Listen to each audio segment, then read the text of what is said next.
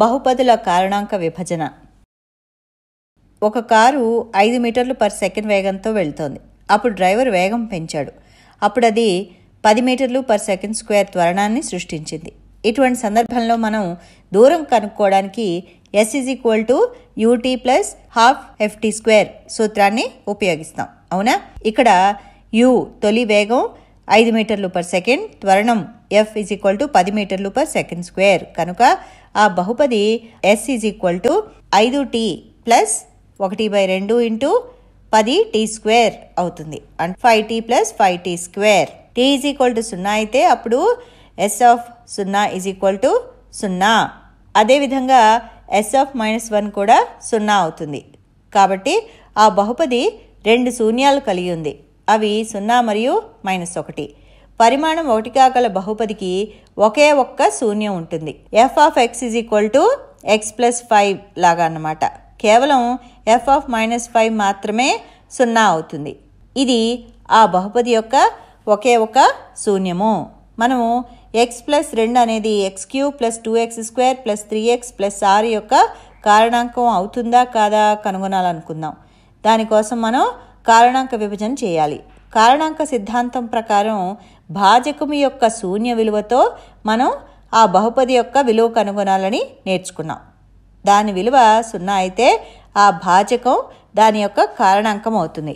x + 2 యొక్క శూన్య విలువ -2.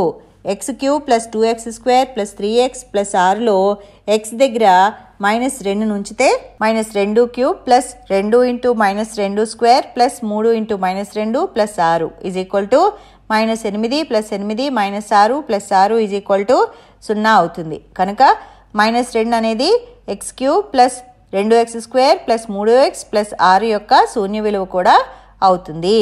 అందువల్ల x + 2 అనేది x³ + 2x² + 3x + 6 యొక్క కారణాంకము అవుతుంది.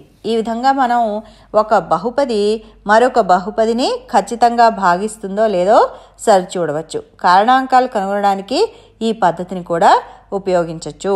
x³ - 23x² + 142x - 120 బహుపది తీసుకుందాం. ఇది పరిమాణం 3 కాగల అనగా ఘన బహుపది. దీన్ని చిన్న చిన్న కారణాంకాలుగా ఏ విధంగా విడగొట్టాలి?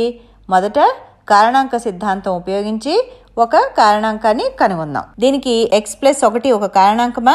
x + 1 యొక్క శూన్య విలువ -1.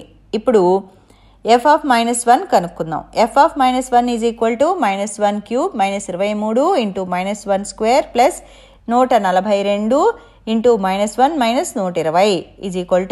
-1 - 120 -1 - 23 - 142 - 167.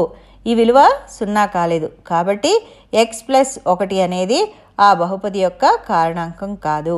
మరి x - 1 ఒక కారణాంకం అవుతుందా? x - 1 యొక్క శూన్య విలువ 1. ఇప్పుడు f(1) కనుక్కుందాం. f(1) = 1³ - 23 × 1² + 142 × 1 - 120 1 - 23 + 142 - 120 0. దీని విలువ 0 అయింది. కాబట్టి ఈ బహుపదికి x - 1 ఒక కారణాంకం. కనుక మనకి ఒక కారణాంకం వచ్చింది. కానీ ఇది ఒక ఘన బహుపది. దీనికి 3 కారణాంకాలు ఉంటాయి. ఇప్పుడు మిగిలిన 2 కారణాంకాలు కనుక్కుందాం. x - 1 ఈ బహుపది యొక్క ఒక కారణాంకం అని తెలిసింది. కాబట్టి x - 1 ప్రతిభాగం యొక్క కారణాంకం అయ్యేటట్టు x³ - 23x² + 142x - 120ని కొన్ని భాగాలుగా చేద్దాం. మొదటగా x³ అలాగే x² యొక్క గుణకం ఏది? -23x²ని -x² - 22x² రాస్తే అప్పుడు x³ - x² నుంచి x - 1 ఉమ్మడి కారణాంకం తీసుకుందాం. ఇప్పుడు x ఉన్న పదాన్ని ఉపయోగించాలి. 142xని 22x + 120xగా రాద్దాం. ఈ పద్ధతిలో -22x² - 22x నుంచి కూడా x - 1 ఉమ్మడి కారణాంకం తీసుకుందాం. ఇప్పుడు +120x - 120 మిగులుతాయి. 120x - 120 నుంచి కూడా x - 1 ఉమ్మడి కారణాంకం తీసుకోవచ్చు.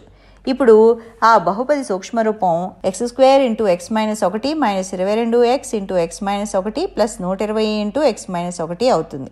ఇప్పుడు అన్ని పదముల్లోంచి ఉమ్మడి కారణాంకం x మైనస్ 1 తీసుకుంటే x minus 1 into x² minus 22x plus 120 అవుతుంది. మళ్ళీ x² మైనస్ 22x ప్లస్ 120 వర్గ బహుపది యొక్క రెండవ కారణాంకం కనుక్కొనుటకు ఇదే పద్ధతి అవలంబిద్దాం. ఇప్పుడు ax² plus bx plus c రూపంలో గల వర్గ సమాసం. దీనిలో bని లబ్ధము acకి సమానం అయ్యేటట్టు రెండు సంఖ్యల మొత్తంగా రాయాలని మనకి తెలుసు. ఇక్కడ ac is equal to 1 into 120 is equal to 120 మరియు b is equal to minus 22.